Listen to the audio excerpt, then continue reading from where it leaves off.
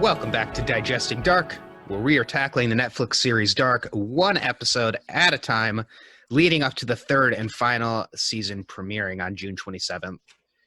Today, we are talking about season 1, episode number 5, titled Truths. And my name is Zach Brooks. I am joined by the Mickle to my Michael, Aaron Brooks. Aaron, how's it going today? Hey, good. I'm not sure if we've used Miko before, but I don't think we've used him in that way, at least. Not in that way, no. Okay. You are the... Well, we're going to run out real quick of people to do this with. No, everything is connected as we're learning. Everything. Yeah, I'm good, though. Yeah. Great episode. A lot to talk about. Ton to unpack. So the headline, if you just watched the episode, or if you're just listening along and you're not sure exactly what happened in this episode, Mickle is Michael, Michael is Mickle, Finkel is Einhorn. So we have found out that is like your phone is celebrating the what we have just learned. We have found out the truth about Mickle and Michael, that Jonas's father, Michael, all along was Mikkel Nielsen. He went back in time into the 80s and he lived there for 30 years. The biggest reveal of season 1, wouldn't you agree? Yeah, definitely so far. There's a few more that come, but I guess that probably would be the biggest. But they all are connected, so it's really unfair to say one reveal is necessarily the biggest. Yeah, I just think this is the one that is like, when people are watching Dark, this is the like holy crap moment. You've been watching it, you had no idea. They drop hints, as we've mentioned.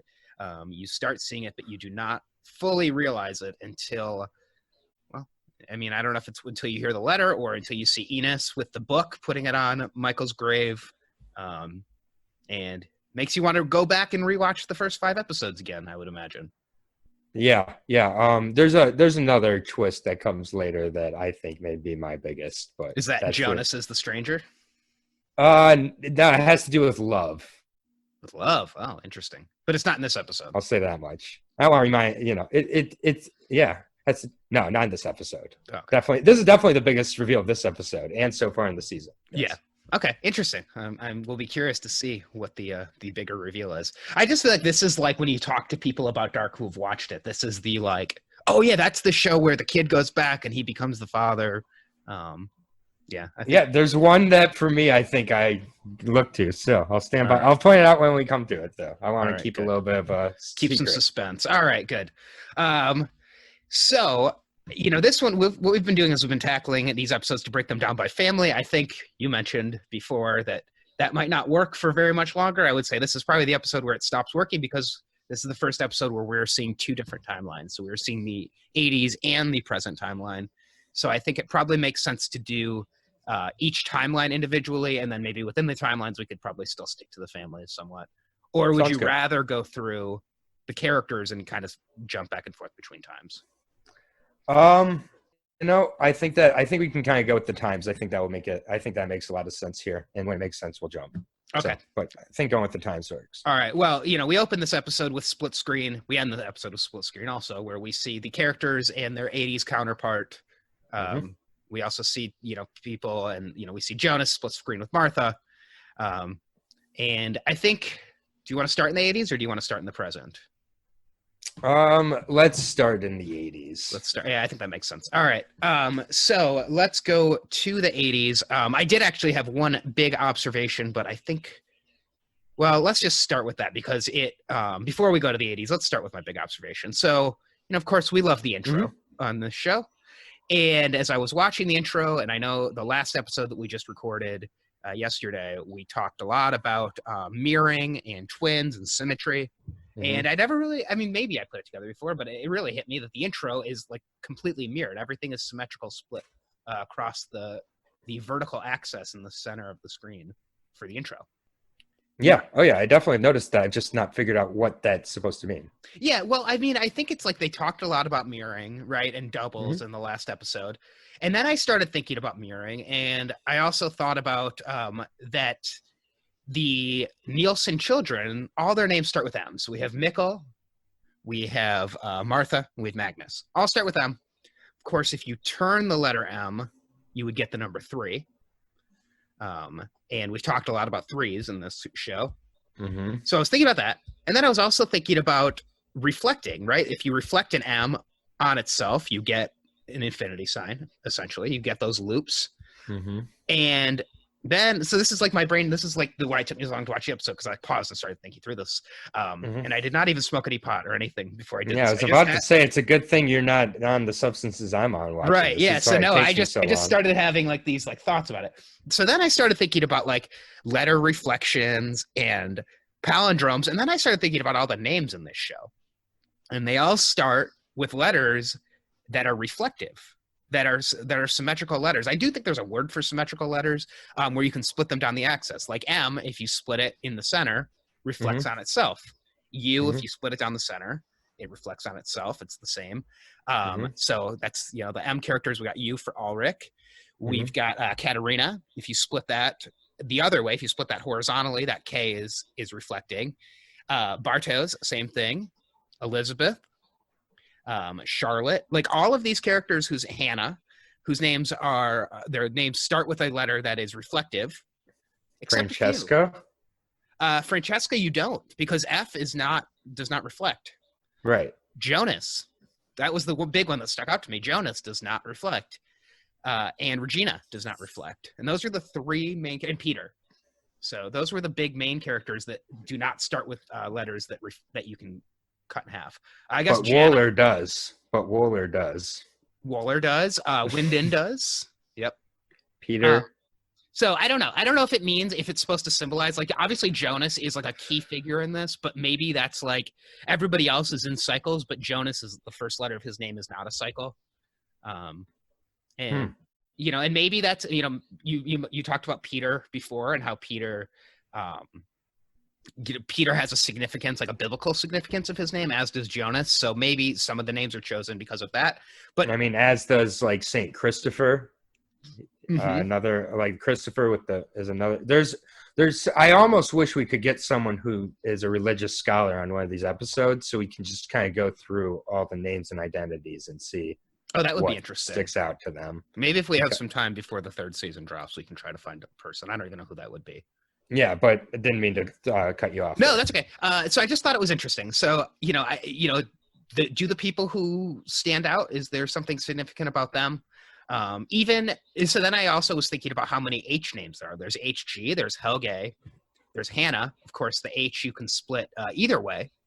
You can split that vertically or horizontally, and it reflects on itself. Then I was thinking about Hannah, and Hannah's name is a palindrome. So Hannah backwards is Hannah. And so that is like next level in terms of reflective. So, a Hannah, is she an even more, is she a cycle within a cycle within a circle? We do know that she's going to eventually go back to the 50s and have a relationship with Egon. So, yeah, just something to chew on. I don't know if you have any thoughts on that, but. Not at this moment. You just threw this on me, so let me get off the podcast here and smoke on it, and I'll get back to you. But yes. It's a good thing only one of us partake in the substance. Otherwise, we wouldn't get through very many episodes. You and Bartos and Jonas can all split a bong together and play some. Yeah, some old weed and get mad about video games really fast. Yes. Just as a gamer, no one gets mad about video games within 5 seconds like that. But I get it, it's a show. Yeah. Very small nitpick. My only nitpick of Dark so far. Yeah. Video game representation. I think it's interesting. You're on the 3 train, so you're all about watching the 3s, and I am slowly and very quickly getting on the like twin, reflective, mirroring palindrome. Yeah, and in one universe the M becomes a W, and one universe the M becomes a 3, and one universe the M becomes an E. Ooh, yes. Oh, that's great. Yeah, so the W for Winden, the E for Elizabeth, the M for all the kids, and the 3. Yeah, if you turn it like a clock, if you turn a W or an M clockwise, you each quarter of the hour you get something different. Ooh, that's great. Maybe Francesca is only, partially. Francisca. She has a Z in her name. Don't erase the Z out of Francesca, her name. whatever. Yeah. So maybe she's only partially involved, so that's why it's like a partial E of an F. Yeah, I do think there's something, because it's like, why does Charlotte have 2 kids, one of which turns out to be her mother, and the other is just a daughter? Like, I feel like there should be something else for Francisca, or maybe she's just like the redheaded stepchild. I think that's the term. Yeah. So. Well, we know what they did with the other redhead in Winden. Mm-hmm. Yes. He got. So. Lots of red in this episode as well. That was another thing I noticed. So. Yep. All right. Well, let's jump in. Let's now. actually. That was quite 20 the theory. minutes. 20 minutes into this theory. Yes. I like it though. If you are listening along and you notice any reflectiveness or palindromes or observations about the letters, maybe we were totally off base, but they do say there is a quote, and I did not write down who said the quote. I think it might have been Hannah. She said, "Every little detail is important," or maybe it was Charlotte. But everybody. After that quote, I was like, yes, every little detail is important. Exactly, like the snails biting off each other's genitals. Yes. Look out for that in season 3. That's going to be wild. They all turn into snails. All right, so we are going to the 80s now. Finally, we're going to start talking about what happened in the episode. So, I think the big character that we're watching in the 80s is we're watching Mikkel, we were watching Hannah, we're watching Mikkel's parents. Mikkel is in the hospital. He is given that gift by Ines, which turns out to be the book, which plays a role. Books in this show, the books, people keep books for a long time in this show.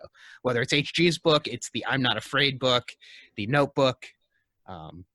Lots of books in this show that keep going and kind of mark our place in time. And of course, we've talked about yellow. The gift wrapping paper is very yellow that Ines gives Mikkel with that book. Mm-hmm.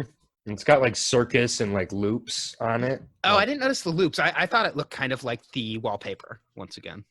Yeah, no, it just like showed. So it was. I don't think it was anything like really cluing in on it. It was probably more like symbolic, like there's loops involved and it's what gets crazy. But yeah, it wasn't anything too suspicious there. Did the stranger have that gift wrapping paper up on his wall with all of his other circle imagery that he likes to look at? All of his other try-hard circle imagery. Yes, do you guys get it? Circles, loops. It's like the heaviest-handed part of the show. It really is. Sticks out. Yeah, it's look, we get it, the stranger. But I have some thoughts on the stranger after this episode. So we'll get there. All right, so Ines, of course, I don't think Ines doesn't actually adopt Mikkel in this episode, but like she's getting close to wanting to keep him because he's going to be going to a group home. She calls him like very sensitive. Yes, there is a scene where Ines is talking with like a social worker about him going to a child's home, which is kind of the opposite of the place where Helge ends up in the present timeline. The child's home versus the retirement or the like nursing home. Oh, that's a good point. Yeah. And Ines, I'd never picked up on this before. Ines mentions that she had a child who died shortly after birth. Oh, yeah. I didn't notice that. So we've never gotten anything else about this. We don't know who this... Yeah. Yep. Who was the child? Who was the father? I have a theory on who the father was. Do you have any theories on the father? I mean, I haven't really thought about it. So go ahead. I think it might be Noah. That's what I was kind of thinking, but why do you think that? Well, because she calls Noah to meet with Mikkel to talk to him about kind of where he's from and just to like give him some counseling.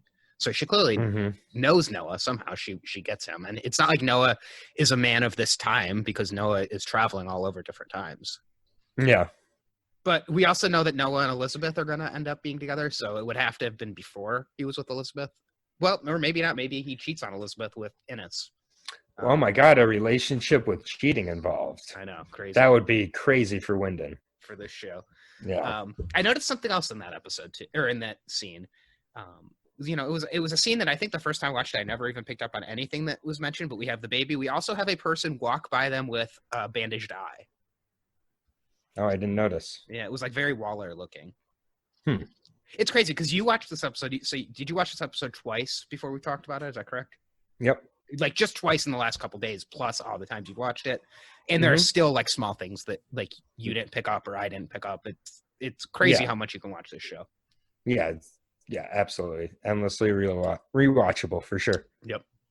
All right. So then, yes, as I mentioned, Mikkel does meet with Noah and he talks to him. I thought this was very interesting as well. Kind of the things they're talking about religion and creation. Noah says to Mikkel, nothing can arise from nothing, which I kept trying to think about that phrase because it's very confusing. Nothing can arise from nothing. Mm-hmm. And he's asking about the Big Bang and creation. Yep. Also mentions how when he asked Mikkel about how he, learned his beliefs about how the world came to be, it was from Ulrich, basically, he says. Yep.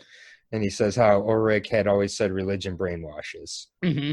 So, it's like there's a lot of religion brought up, Christianity, Satanism in this show over and over and over again. Yes, even to the point where, so I was taking notes on my phone, and my phone has like the app on it where it identifies songs as they're playing. And the song that is playing later on in the episode, I believe it's when Martha is doing her monologue in the school play, the title of it has the word devil in it. So even a song they chose has the word devil in it. Yeah. So, but Noah says God has a plan for everyone. And did they miss an opportunity to play the Drake song "God's Plan" in this episode? I've taken you out of it. Yeah, no, I think I'm okay with them leaving Drake out of here. Yes, this is not Degrassi, the Next Generation. We don't need Drake. I think that was the one he was on. I don't know. He was on a Degrassi. I'm not sure which version. So yes, Noah also says your father knows a lot but doesn't know everything. Have we seen Noah and Ulrich interact yet that you can remember? Like not that at all in this show. Yeah. No. Maybe they interact at some point when Ulrich is in the 50s, between the 50s and the 80s. It's the only time I guess he could have interacted with him anytime, but I can't think of them interacting. Yeah, no, not that I can recall. Of course, this. I believe this is the first we see Noah. Is this interaction with Mikkel? But we do see Noah quite a bit in this episode. Mm-hmm. Yeah, this is an introduction, Noah. Yep, the man with the hat that has blue eyes. He's as tall as Peter. His name is Noah. Yep.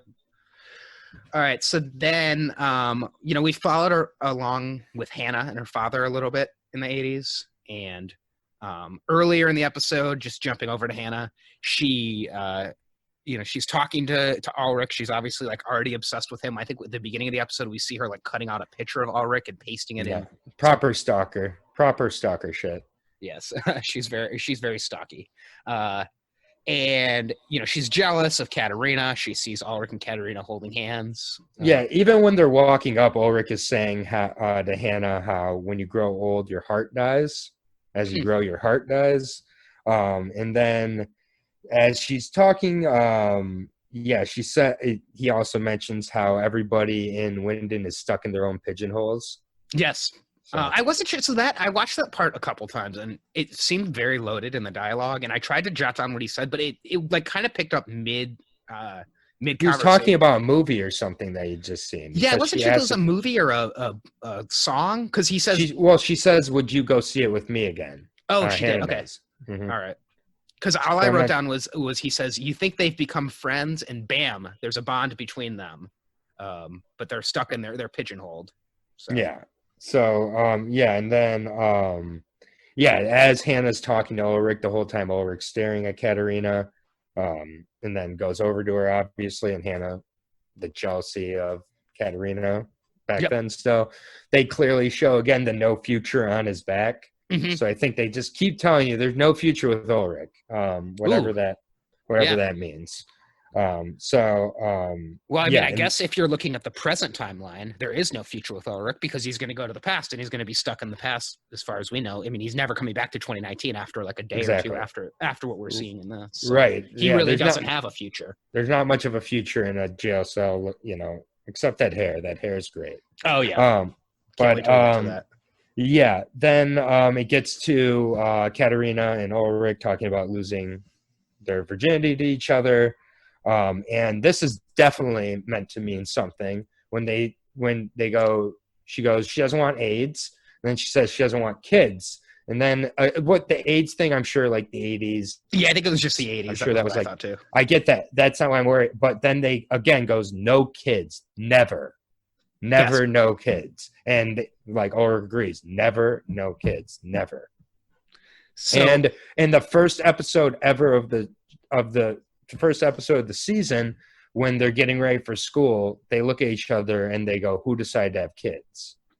That's like one of the first things mentioned at the breakfast as they're all like running. yeah, and it was like as a crazy. joke, so you kind of don't even pay attention to it. But yeah, but I remember obviously watching the first episode. I remember taking note of that, knowing kind of how the family falls apart. So it's like constantly brought up how it's like who decides. So, you know, I mean, who decided why they decide to have kids may end up being kind of a significant plot detail. I thought maybe you were going with like the kids aren't really their kids. That could be too. That's kind of what I mean. It could mean that. It could mean that. Yeah, maybe Noah.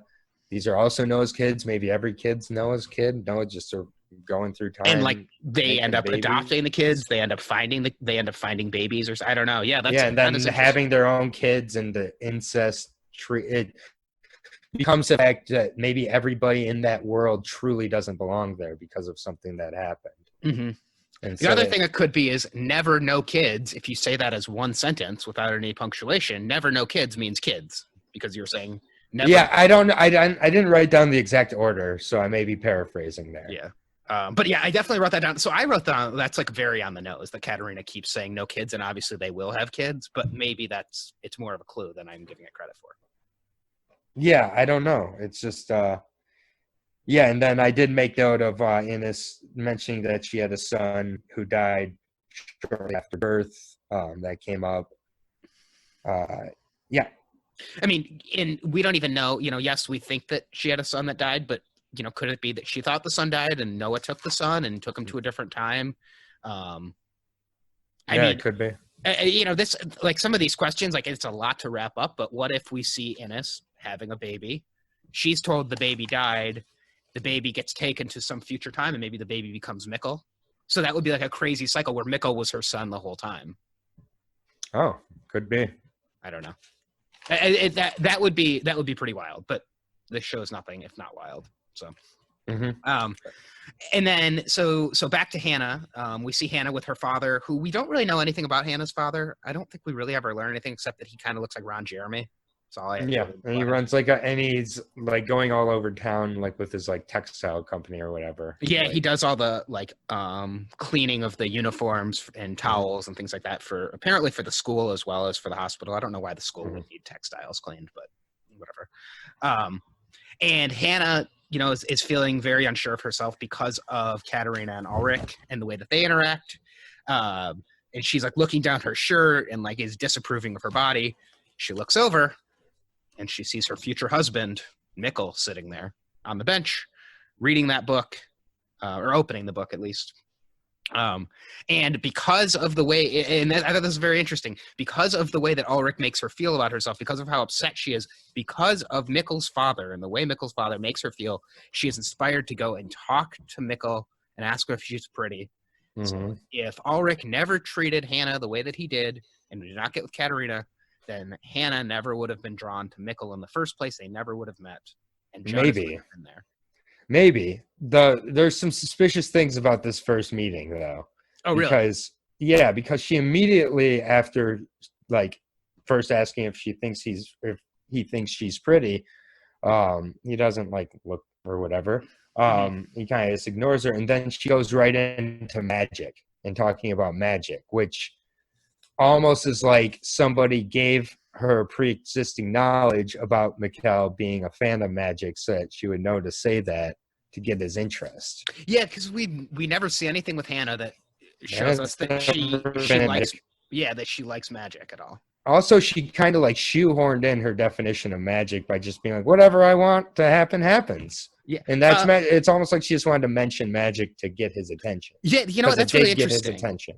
Because he asks her about Houdini, and she has no idea. She has no idea who Houdini is, and if you like fed a line. She like knows nothing about magic. She just knows to say magic about this. She doesn't even know like the definition of magic. It's like that. She's like, I imagine, like she like kind of has a very rough understanding of it. So I don't know. I just thought that was because right away that works on him. And he's always talking about magic. Mikkel is obsessed with magic, like it seems. So, and her definition of magic is I close my eyes and want something to happen, and it happens. Well, what does she want? She wants, a man to appreciate her. Essentially, is like, and on a deeper level, she wants to punish Ulrich. Yes. Oh, yes. And what better way to punish Ulrich than by being with Erasing his son? him, potentially erasing or trying to unravel his existence. Yeah, which it does because that's why he goes through the portals and chases. Looking, so. Yeah, true. Keeping Mikkel there. I was like, well, I thought Houdini was quite a bit further in the past, but I was like, well, maybe she doesn't know Houdini. Maybe this is one of those where it's like in Back to the Future when Marty orders a tab and the guy doesn't know what a tab is because tab hasn't been invented yet. And I was like, oh, maybe people don't know Houdini. Or like, I guess a better example would be when Marty mentions that Doc lives on JFK Boulevard, and the family's like, who the hell's JFK, or who the hell's John F. Kennedy? So when he said Houdini, I was like, oh, maybe it's because Houdini became big like in the early 90s, but I was like, that doesn't seem right. So I look up Harry Houdini. He died in 1926. So I don't think we're going to see Houdini, but we do go back to the 1920s in this show. I don't know. Maybe Houdini will play. I don't think he's going to play a role. He's from Hungary. He died in Detroit, actually, in 1926. So, that was what I quickly gleaned from his Wikipedia. So I think that's it for Mikkel from this episode. We do see, eventually we get the reveal that Mikkel is Michael, and we'll talk a little bit more about that when we get to the present. The only other thing we see from the 80s is then Hannah accompanies her dad to the school to change out the textiles in the school for whatever reason. And she sees Ulrich and Katerina having consensual love-making sex. It does not look like there is anything going on that, Hannah obviously reports that it's a rape, but it obviously was not. The thing that I noticed with this is that why is everybody in this town having sex in the school? There's a lot of that happens in this show. Yeah, just a couple times so far. By the end of this episode, it will be 3 times that we've seen. Yeah, I don't think I'm not too worried about that. Yeah, it's just a weird town where so much happens in the school. The school that lets kids out because their teachers are sick when kids are getting abducted. Right. Yeah. So we see Ulrich is getting arrested by Egon, and there's more mention of Ulrich and Egon in the present, so we'll talk about that when we get to it. And Hannah has gotten some of her revenge, or whatever you want to call it, on Ulrich. So anything else from the 80s before we move to the present? Nope, I think that's about it. All right. So, yes, these recaps are going to get even more complicated once we start putting the 50s in there, and I'm sure there's going to be episodes where we have 3 timelines going on at once. At some point, we're just going to have to go with what the episode tells us and just jump back and forth through time, I think. That's true. Yeah, we might have to just go with the narrative. But if you're listening along, let us know what you think is the easiest way to understand what's going on. I just want to make sure we can get our observations and things together. Correct. Yep. So let's move to the present now. I will say with the 80s, this is the most lost that we've gotten in this show because we are seeing essentially like flashbacks, and we even see, when we see Hannah in the 80s and we see her standing in the rain in the present. It just reminds me, I know you're not a big Lost fan, but it reminds me a lot of Lost, where a lot of times the flashbacks will correspond with what we're seeing on the island in Lost. So I would say the people who make this show definitely were influenced by Lost, because there are a couple other things, especially when you get to season 5 and some of the time travel elements that get into Lost that are very similar to things in this show. So interesting. Yeah, it's a good show. Someday you'll watch it and you'll be like, oh, maybe. Yeah, you're right. But there's so much good TV now that it's not that Lost is bad. It's just that Lost was very intricate for a network ABC show. But it is way Dark is on another level with the intricacies. Yeah. I'll get to it one day. Yeah. So, all right. So we're in the present timeline now. We're in the 2019 timeline. Yep. All right. So do we want to, let's stick with the Nielsen. So let's stick with Ulrich and Hannah and Katerina. Yeah, just real quick, the radio announcement that came over when it was talking about the kids missing. I feel like the radio guy is like a very underrated narrator. But he talks about there now being a 9-year-old missing boy. So that's now a 15, 12-year-old, and 9-year-old. Oh, So, all multiples of 3. exactly. So, and the last case happened 3 days ago. So just a couple threes that I noticed right off the bat. But so do you think we need to be watching out for a 6-year-old who's going to be gone next? Yeah, and then a 3-year-old, and then maybe the 0-year-old is Enos's kid who went missing. Yep. So interesting. Yeah. So the missing. Maybe we'll just go in order for this because the missing child is Yasin, who is Elizabeth's friend. So yeah, let's just go in order with this, I guess, and we'll see. Yep, we're figuring this out as we go. Yeah.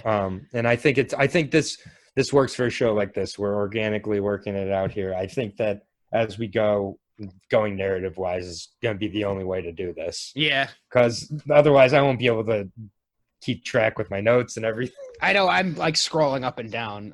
I have mine. I have mine written on a doc. So, sorry. So Yazin is missing. Charlotte is talking to Elizabeth, asking Elizabeth if she knows anything specifically. What does she know about this Noah guy that gave her the pocket watch that we saw in the last episode? Yep. I think this ahead. is just a red herring, and I think this is what you were about to say. Is Elizabeth mentions that Noah is as tall as Peter?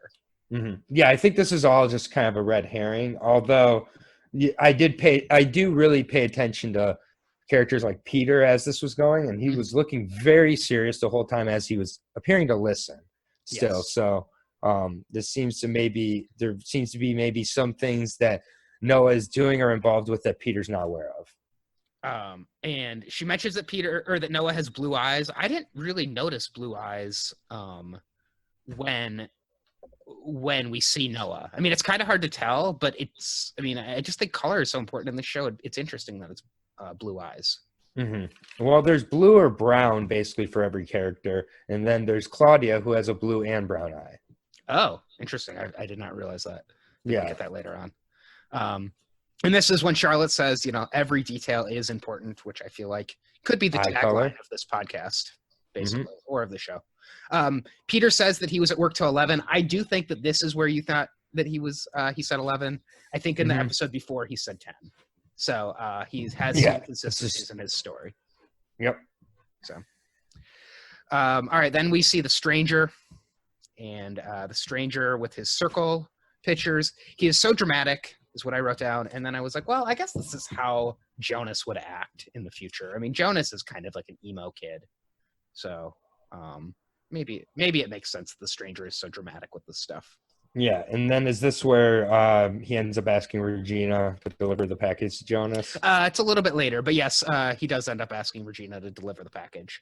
Yeah, which I thought was interesting. I forgot, and once again, Regina not knowing the role she's playing, just playing a role, but for the stranger to know to ask Regina and know that she would do it is kind of interesting. Yeah, because, I mean, this is like, you would think that Regina would be a little bit weirded out that she's being asked to deliver a package to her son's, quote unquote best friend.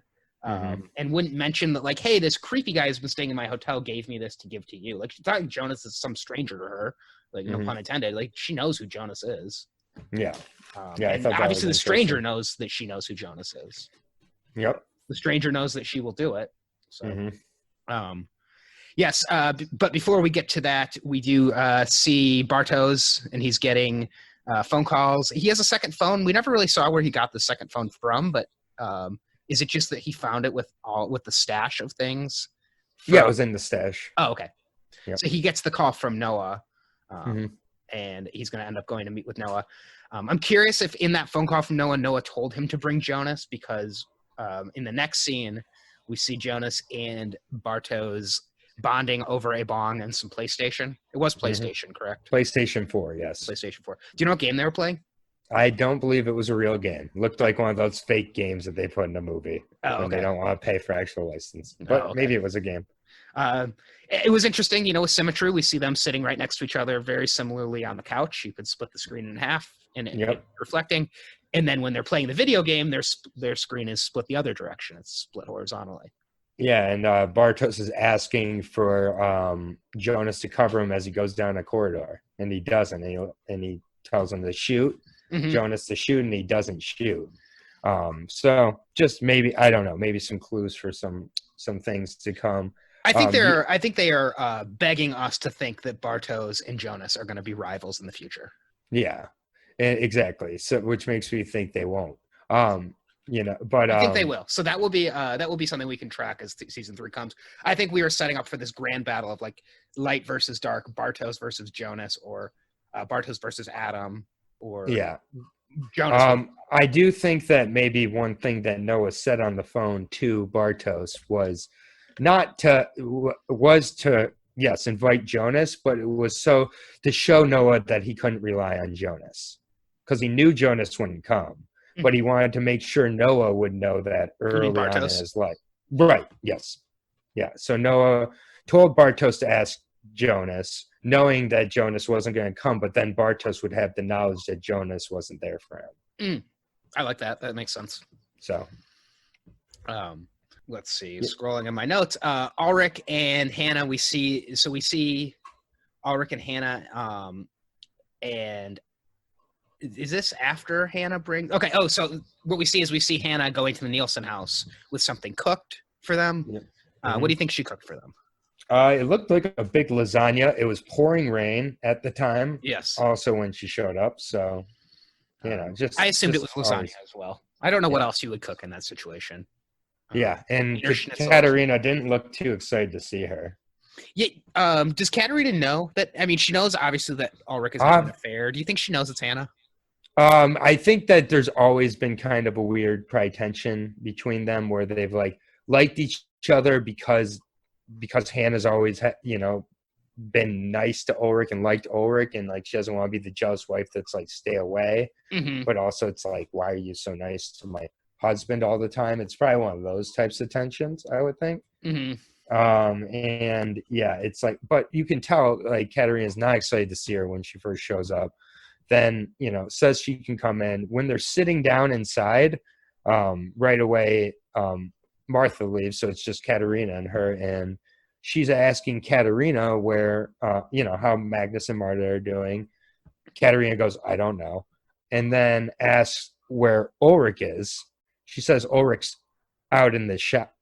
Ulrich's in the shower. That's what her answer is, in the shower. He then 2 seconds later walks in his jacket. Oh, interesting. See, okay, this was the point where I came up with my palindrome name theory. So I was not paying attention to what they were talking about because I was thinking about names. I watched it again today, and she says, "Where's Ulrich right now?" She goes, in the shower. Then he walks in his jacket. Maybe she meant in the rain shower. So he may have been in the shower actually, because when he comes in, he says, "I have to go to the police station." So maybe he was getting ready, and when he got.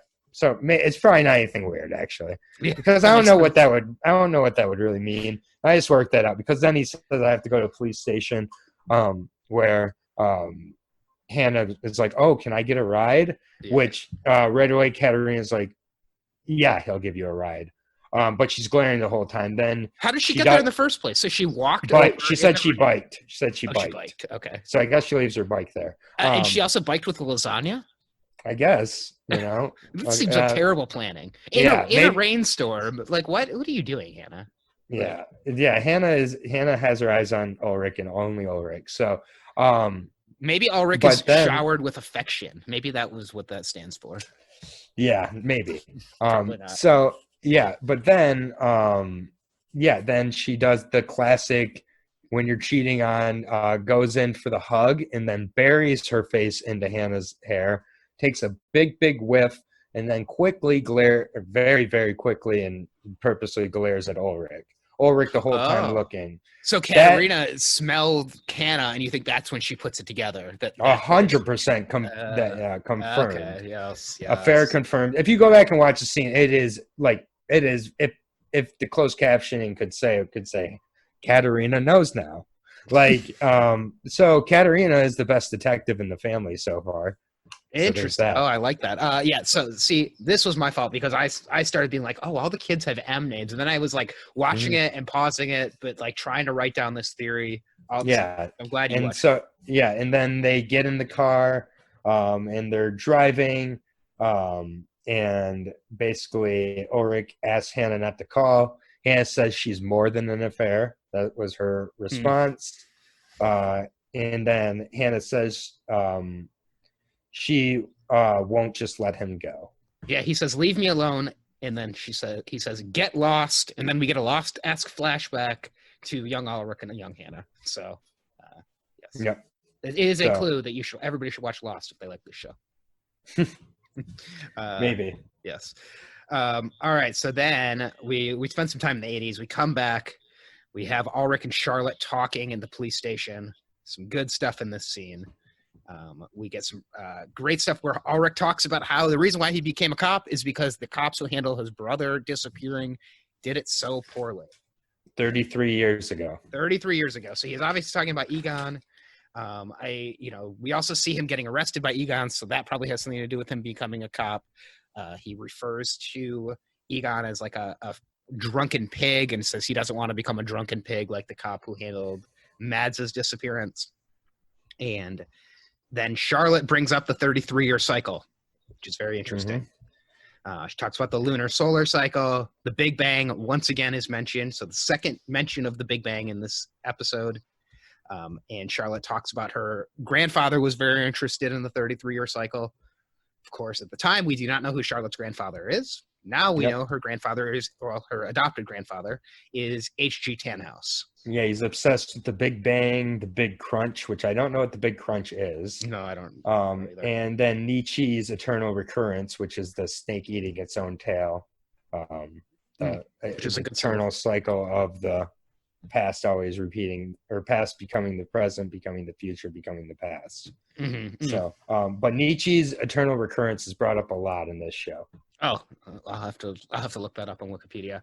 I think it's interesting that she refers to HG as her grandfather because we know that he's not actually her grandfather. We don't quite know exactly how he ended up adopting her, I don't think, but we do know that her father is Noah.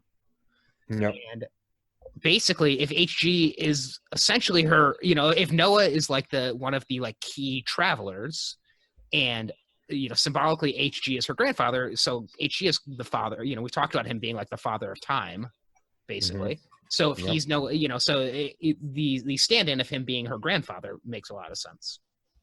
Yeah, I agree. HG, big one to watch. Charlotte feels like this has all happened before and brings up deja vu. Yep. And then we cut to Jonas sitting on a bench. I'm trying to figure out where he was sitting because it looks to me like this is where Ulrich attacks Tronte in the 50s. Oh, I didn't. Looked like the same because there's that house in the background. And I'm not sure. Isn't that where Mads is buried? It's where Michael is buried. That's where he's watching him. Yeah. So he's sitting. Okay. He's sitting like 20 feet away from the grave. But behind him is a big house, and I'm not sure if that's the Nielsen house or if that's the Cronwell. I mean, maybe it's somebody's house, but I'm pretty sure it is that when we see Tronte get attacked, which is happening in 2-3 episodes. I'm pretty sure that's where it happens. Is that same area where Jonas was sitting? So, I'm not sure. Yeah, we'll have to pay attention for that. The stranger approaches. Of course, we have Jonas sitting next to himself. We have green coat versus yellow coat. We have another area where there's a reflection. If you split the screen in half, you would have Jonas and the stranger who are the same person talking to each other. They're talking to reflections of themselves. So the stranger brings up Jonas's father. He tells him that he looks like him, which is interesting. I don't think they really look alike, but yeah, I don't either. And he doesn't say. Yeah, he doesn't want to reveal at this point to Jonas that he is Jonas. Right. No. Or anything like that. Also, it talks about how he only understood later how he saved his life. So maybe he's referring to Michael's suicide and how that ends up. I don't know what he's referring to there. Do you have any ideas? No, I mean, it could be that, because Michael killed himself, Mikkel ended up going back in time. It set the whole thing in motion. We do see the episode that's going to happen later in season 2 where Jonas goes and is with his father the day before he commits suicide. So maybe it has something to do with that. But I am not quite sure how how Michael saved his life just yet. Yeah, and then he talks about how life's a labyrinth, and some people just wander around looking for a way out, and it only leads them deeper and deeper in. It's almost as if he's talking to himself, saying, "This is what you're heading for." Yep.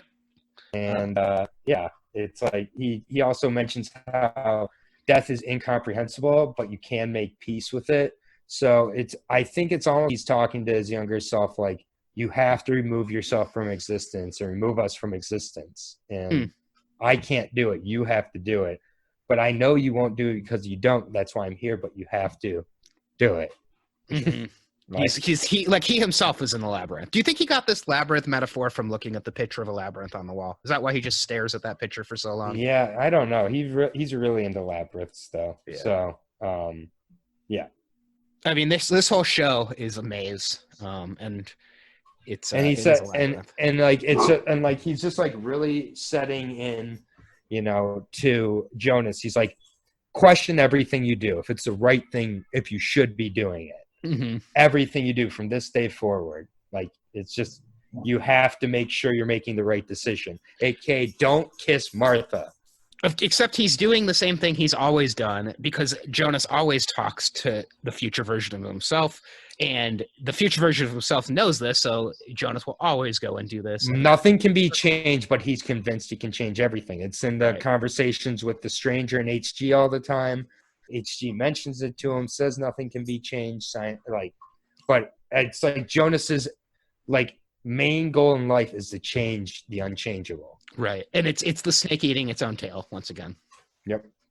All right. So then after we see that scene with Jonas, going back to, we have a lot of time in the 80s, so I have to scroll through my notes a little bit.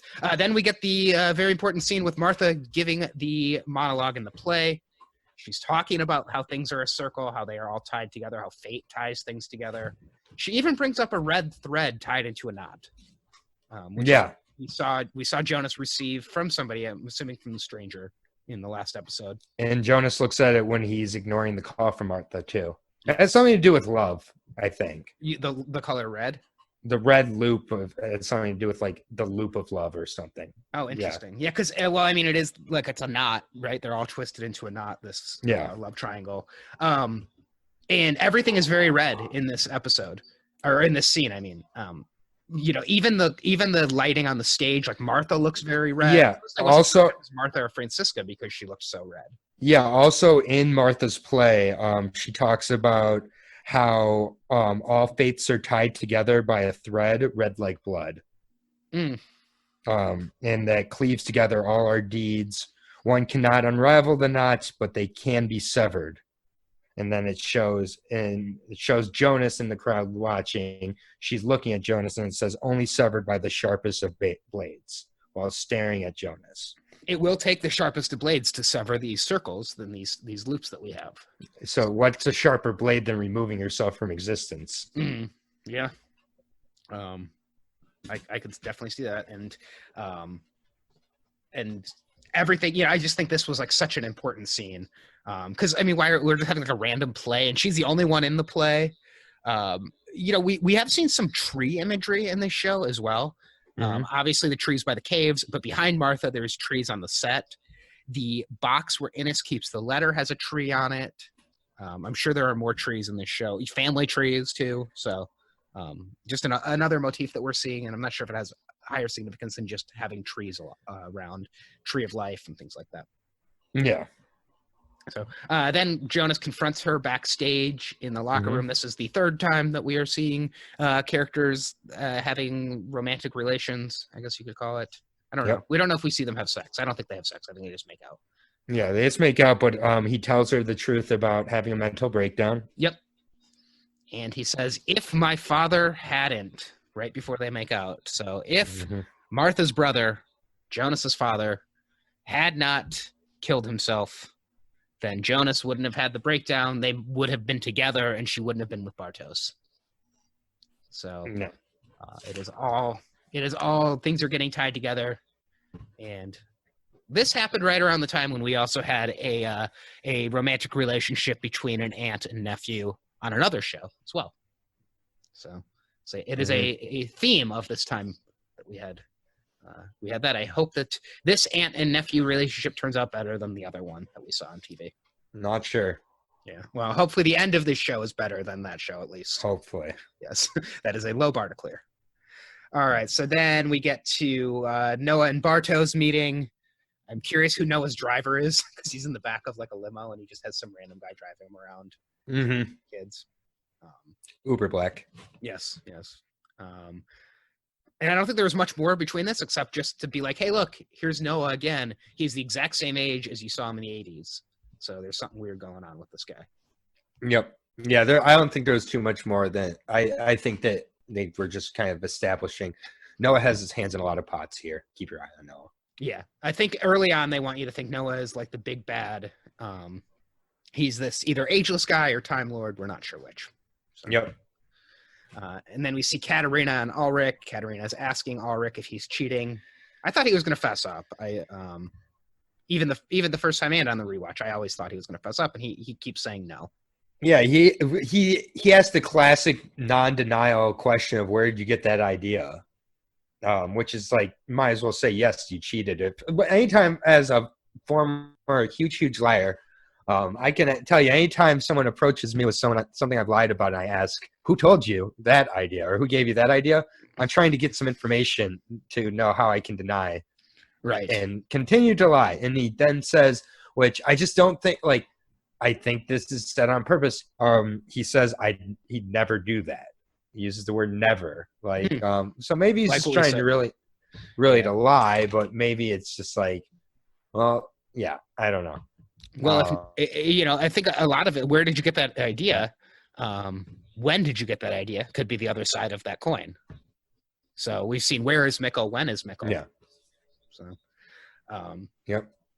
And then we see Jonas once again, and this is the big montage where we put those pieces together because Jonas opens the package from the stranger that Regina for some reason delivered, and it has that futuristic flashlight in it, which we haven't seen anybody with like lighting the way, like we pointed out a couple episodes ago, in a while. But this is. I feel like at the time I was like, oh, what is this crazy thing that he has? It's like machine, but it really is just like a touch lamp flashlight. Yeah, it's just a cool prop. Yeah, it is neat. And then an old time meter. I think is that like a new, like a whatever tracks, so like it's nuclear a radiation. Geiger counter. Or Geiger counter, yes. Yeah, so it tracks radiation, so it's trying to lead him towards, I think, the bevy of Yeah, this is the kit that Jonas will use to get into the caves to start time traveling. And of course, it includes the letter. And the letter, he starts reading it. And if you've not yet figured it out, you are starting to figure it out. And you really figure it out when you see the split screen. Yeah. Michael is Mikkel. Mikkel is Michael. Yeah, and that's the same letter that Enos is opening in the first episode, or so we're led to believe. Yeah, and I believe this is an older, like this is it's obviously a more weathered version of this letter, and I think that we see at some point Enos gives the stranger the letter. I think it might be when he travels back, when Jonas travels back to the day before Michael kills himself, or and I guess believe it couldn't be then, but and I believe somewhere in this episode Enos mentions that any secret is safe with her to Mikkel or something to that effect. Oh, I think like so. You can everything when she's trying to find out about Mikkel's parents and Mikkel's not talking, and she's like, that's okay, you don't have to talk about anything you don't want to, but any information that you give me is safe with me, you can always know that. So that's why Mikkel knew he could write Mikkel knew he could write his suicide note for Jonas to Enos, because he knew that Enos would get it back to him to get to Regina to get to Jonas, or get to future Jonas to give to Regina to give to past Jonas. Yeah. And I just can't remember when he actually gets the letter. Yeah, we'll figure it. I think anytime we have trouble remembering something, it means we'll remember it when we come back to it. Yeah, it does happen. I think it happens in season 2 at some point. Yeah, it happens in season 2, I'm pretty sure. The stranger gets, because this letter, I think this, if you like dated the paper on this letter. A lot happens to this letter. I mean, Jonas tries to burn it at one point. Kind of has his Ulrich moment where he's like, I changed it, but he didn't, because he burns this version of the letter, right? He doesn't burn the older version of the letter, right? And I mean, if you look at this, it's obviously like a very weathered letter, and the letter is only, it's the one that Ennis has is only 6 months old.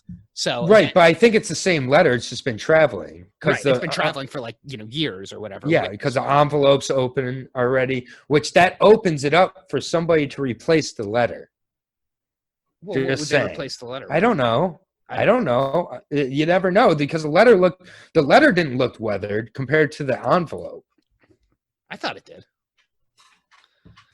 I mean, I'd be interested if somebody changed it. I just hope it wasn't that like, oh, they changed it. Maybe Jonas changed. Maybe the stranger changed it, thinking like it didn't quite say, what it needed to, and who knows? It wasn't exposition-y enough. It didn't include a split screen. It didn't end with Mikhail/Michael. It only ended with Mikhail, and he wanted. I don't know.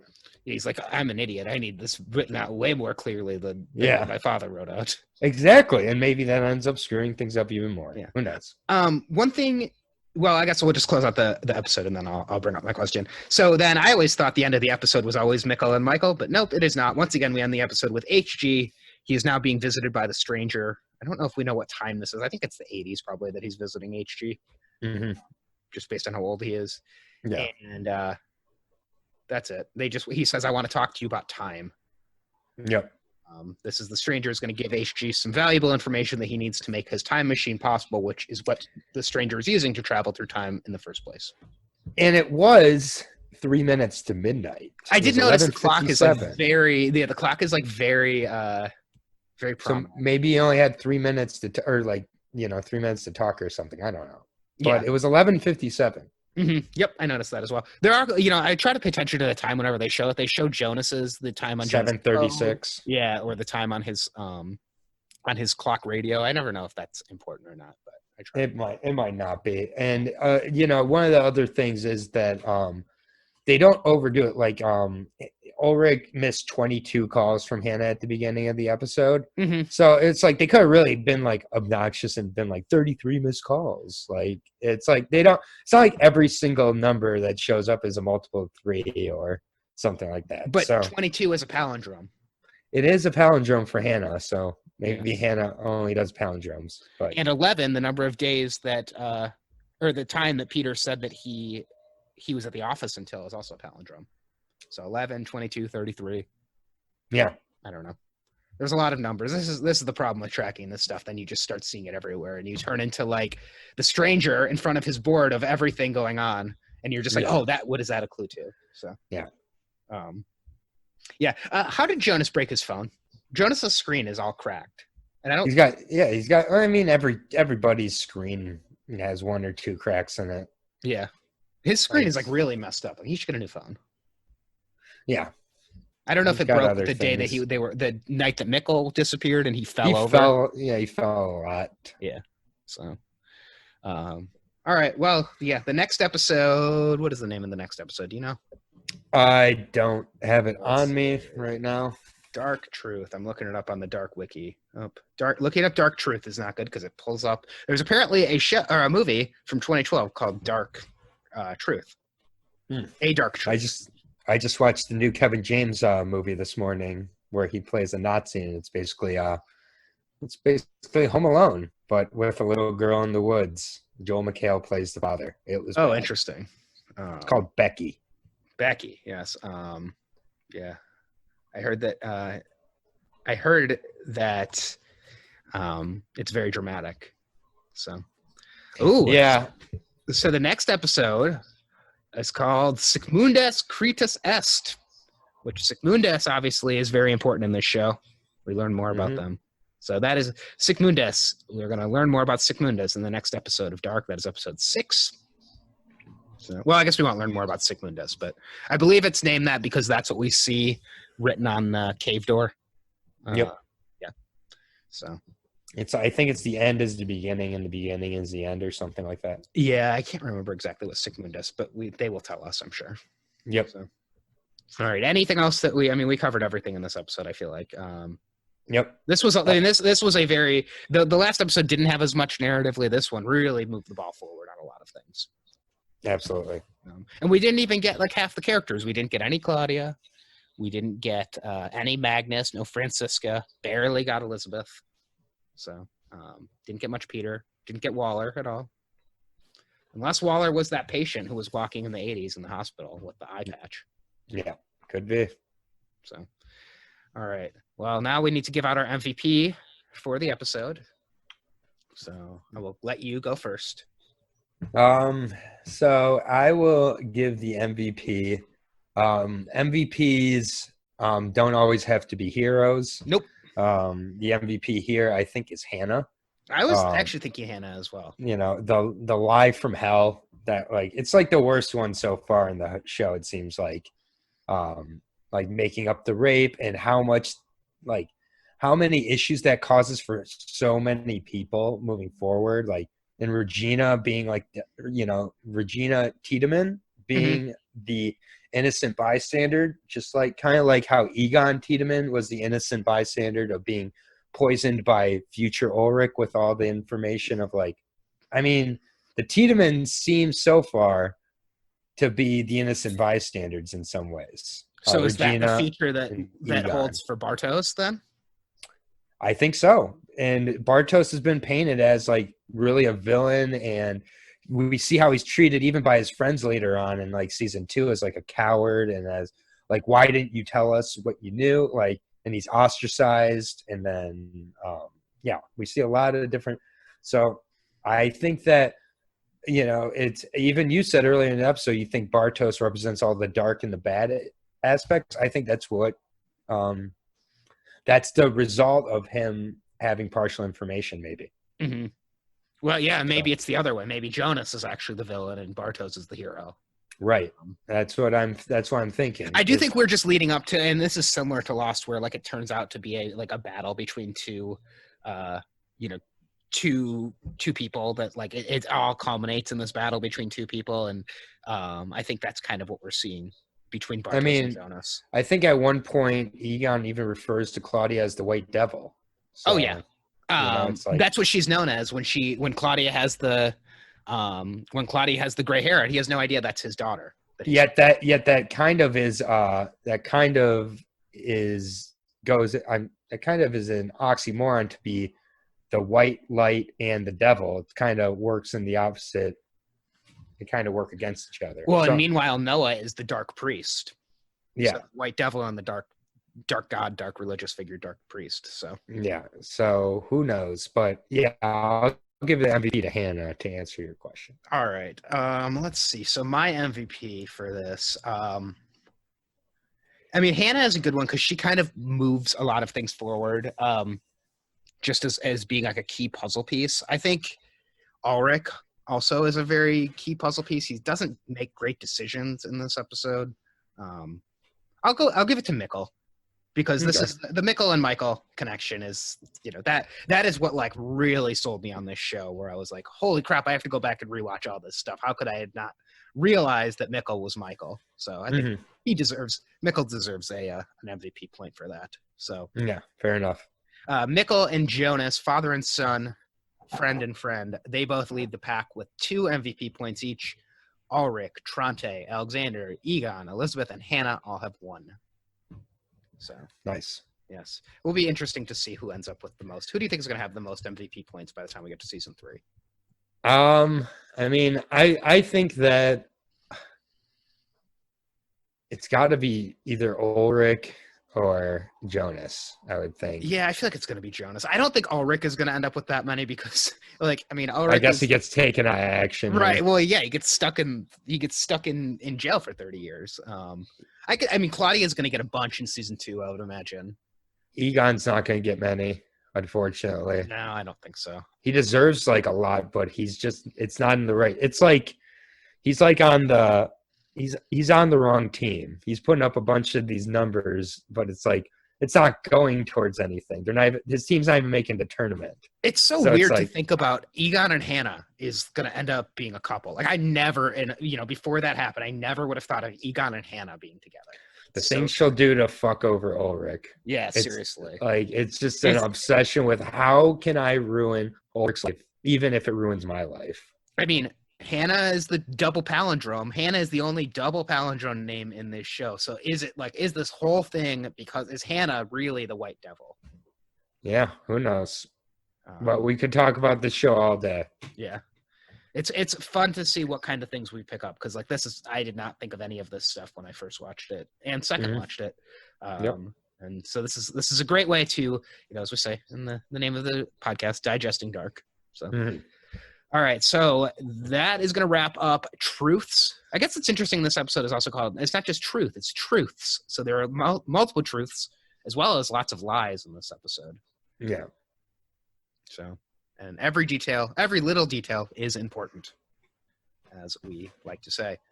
All right, so if you are listening along with us, make sure you stay subscribed. I guess we should have said that at the beginning, because we are dropping episodes pretty regularly as we lead up to season 3, which comes out 3 weeks from today, 3 weeks from when we are recording this. Season 3 will all be out on Netflix. At this point, 3 weeks from right now, somebody could have watched all of season 3. Yeah, and it's interesting that Netflix, is releasing on a Saturday instead of a Friday. They usually do they're letting Dark do their own thing here. Well, yeah, and the June 27th is the apocalypse. Hopefully it's not actually the apocalypse. Yeah, hopefully we get to watch it. Yeah, exactly. So, all right, so you can follow both of us if you have things you want to tell us. We don't have an email address for this podcast, but we are welcoming feedback and questions on Twitter. I am at BrooksZA. And I'm at Aaron Jay Brooks. Yes. So let us know if you were along with the ride, if we're helping you break down some things. I'm sure there are things we didn't notice. If you have thoughts on mirroring and palindromes, the number 3, the colors, Oh, also there was a red light behind Bartos when he's meeting with Noah. So notice that. So lots of fun things going on Dark, super intricate. We'll be back very soon with our next episode all about Sic Mundus. Yep, looking forward to it. This was definitely, I think, the craziest, most mind-bending episode, and I'm realizing, that as this show gets crazier, it gets crazier to talk about. Yes, it gets harder to talk about. We have to adjust how we're talking about it. We can't just go straight down the line of families anymore. Yep. But I'm looking forward to next episode, and I hope you're enjoying. We appreciate all the feedback. I've gotten a few people who've reached out to me, so I've been trying to answer some questions with them, and enjoy. Any feedback, just get at us. Yeah, enjoy it. Sic Mundus Cretus Est. And we will be back to talk about that very soon on Digesting Dark. Thanks for joining us today. See ya.